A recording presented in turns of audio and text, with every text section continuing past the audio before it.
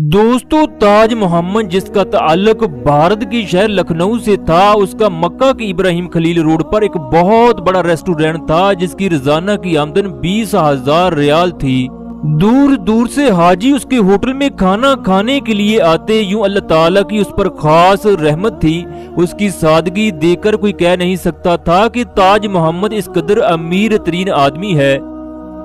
एक दिन मैंने ताज मोहम्मद से पूछा कि भाई हमें भी बताओ कि तुम कैसे अमीर तरीन आदमी बने।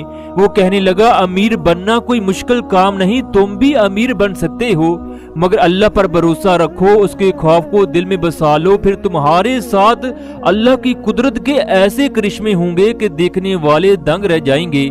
मेरे साथ भी अल्लाह की कुदरत का ऐसा करिश्मा हुआ जिसने मुझे मक्का के एक बेहतरीन रेस्टोरेंट का मालिक बना दिया।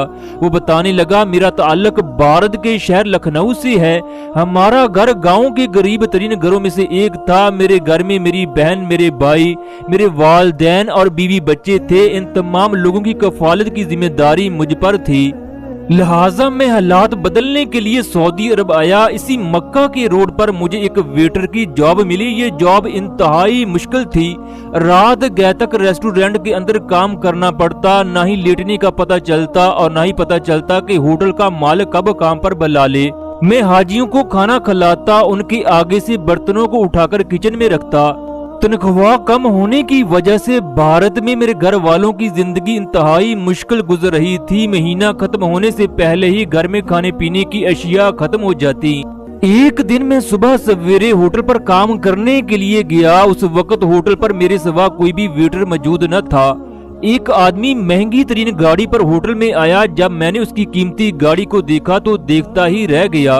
वो लोग गाड़ी से नीचे उतरकर होटल में दाखिल हुए। मैंने उन लोगों को वेलकम किया।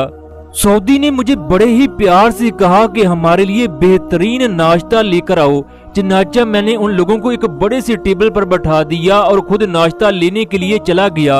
किचन में जो भी तैयार था मैंने लाकर उनकी टेबल पर रख दिया।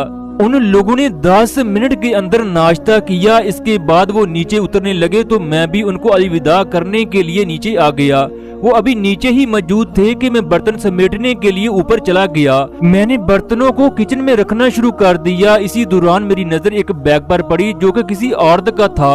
मुझे यकीन था ये बैग उसी औरत का है जो सऊदी के साथ आई थी। मैंने बैग को खोलकर देखा तो उसके अंदर बेशुमार जेवरात और रियाल थे। चनाचा मैं बैग को लेकर नीचे उतरने के लिए दौड़ा। जब मैं बैग को लेकर नीचे उतरा तो सऊदी और उसकी बीवी गाड़ी में बैठ चुके थे। जब मैं गाड़ी के करीब गया तो गाड़ी वहां से रवाना हो चुकी थी। मैं मुसलसल गाड़ी को देख रहा था। गाड़ी अगले इशारे पर जाकर रुक गई। मेरे करीब ही एक टैक्सी वाला खड़ा था। मैंने टैक्सी वाले को कहा कि उस गाड़ी का पीछा करना है। चनाचा मैंने टैक्सी के जरिए उस गाड़ी का पीछा करना शुरू कर दिया। जब हम इशारे पर पहुंचे तो सऊदी की गाड़ी वहां से भी रवाना हो गई।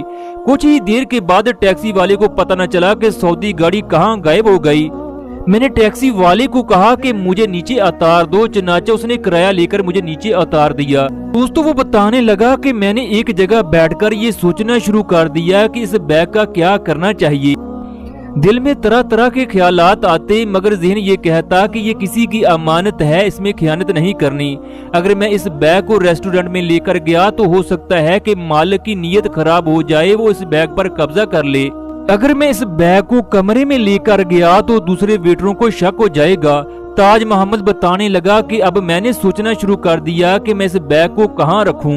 ताज मोहम्मद कहने लगा, ये सोचकर मेरे जहन में ख्याल आया कि मेरे कमरे के करीब एक वीरान गाड़ी 2 साल से खड़ी है। उसकी हालत इंतहाई खस्ता है, जबकि दोनों टायर भी गायब हैं। अगर मैं इस बैग को उसके अंदर छुपा दूं तो किसी को पता भी नहीं चलेगा और ना ही किसी को शक होगा। किसी के वहमो गुमान में भी नहीं होगा कि उस गाड़ी के अंदर एक कीमती बैग पड़ा है।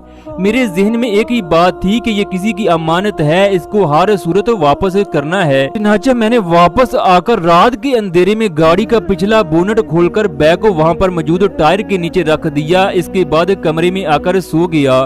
अगले दिन होटल पर गया तो मालिक ने पूछना शुरू कर दिया कि कहाँ गायब थे। मैंने तबीयत खराब होने का बहाना बनाया। दोस्तों वो बताता है कि इस तरह एक हफ्ता गुजर गया मगर वो सऊदी अपना बैग वापस लेने के लिए न आया। दूसरी तरफ भारत में मेरी बीवी की तबीयत खराब रहने लगी। जब डॉक्टर के पास लेकर गया तो उसने बताया कि इसको काला यरकान है। जब मुझे फोन पर इत्तला मिली तो मैं बहुत ज्यादा परेशान रहने लगा क्योंकि घर में पैसों की सख्त जरूरत थी। शैतान मेरे दिल के अंदर ये वसवसे डालने लगा कि उस बैग से जेवरात को निकाल कर अपनी जरूरत को पूरा कर लो, मगर एकदम से मेरे दिल के अंदर खौफ आ जाता कि ये किसी की अमानत है। अल्लाह का करना ये हुआ कि बीवी की तबीयत ठीक होने लगी, मगर अगले हफ्ते मेरे वालिद सीढ़ियों से गिरने की वजह से शदीद जख्मी हो गए। घर वालों से वक्फे से बात होती रही। मालिक मेरी इस हरकत की वजह से इंतहाई गुस्से में था। मैंने जब अपनी मजबूरी का बताया तो उसने मेरी मजबूरी सुनने से इनकार कर दिया। दोस्तों से कर्ज लेकर रकम को घर भेजा जिसकी वजह से वालिद का इलाज होने लगा। वक्त अपनी रफ्तार से गुजरता रहा। इसी दौरान मेरे दादा को फालिज का अटैक हुआ, वो भी चलने फिरने से कासर हो गए। एक दिन मेरा ज़मीर मुझे कहने लगा कि तुम किस तरह के इंसान हो, जेवरात का बैग तुम्हारे पास है, तुम किस वजह से उसे अपने घर वालों पर खर्च नहीं कर रहे। ये ख्यालात मेरे जहन में बार बार आ रहे थे।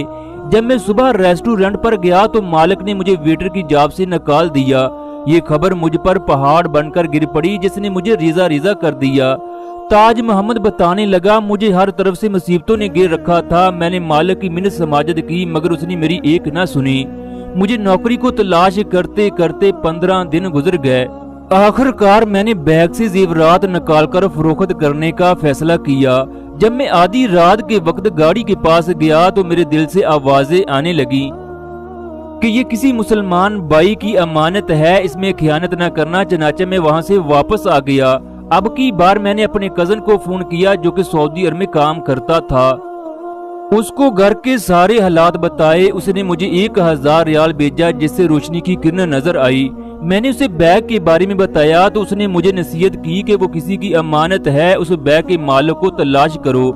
उसने बताया कि रेस्टोरेंट में कैमरे लगे होंगे, लिहाजा तुम उन कैमरों को चेक करो। गाड़ी का नंबर मुझे दो, मैं मालिक को तलाश करने में तुम्हारी मदद करूंगा। अगले दिन मैंने वहां पर मौजूद अपने एक दोस्त से उसी तारीख की रिकॉर्डिंग देखी जिसमें उस सऊदी की गाड़ी की नंबर प्लेट साफ दिखाई दे रही थी।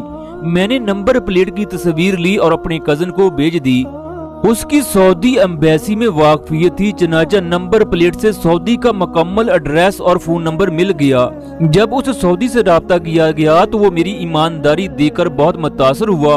उसने फोन पर ही कह दिया कि ये मेरी तरफ से तुम्हारे लिए गिफ्ट है। इस तरह अल्लाह ताला ने मुझे मेरी ईमानदारी का सिला दिया। मैंने उस रकम को जाया नहीं किया बल्कि मक्का के अंदर एक छोटा सा रेस्टोरेंट खोला। अल्लाह ने बरकत डाली और यूं मेरा कारोबार चल निकला। मैं अपनी किस्मत पर हैरान होता हूँ, कहाँ एक मामूली सा वेटर, कहाँ एक बहुत बड़े रेस्टोरेंट का मालिक। मेरी ईमानदारी मेरे अमीर होने का वसीला बनी। उस दिन से मैंने सोच रख ली, अगर तुम अमीर बनना चाहते हो तो अपने साथ मुखलिस हो जाओ, फिर अल्लाह की रहमत के दरवाजे तुम्हारे लिए खुल जाएंगे।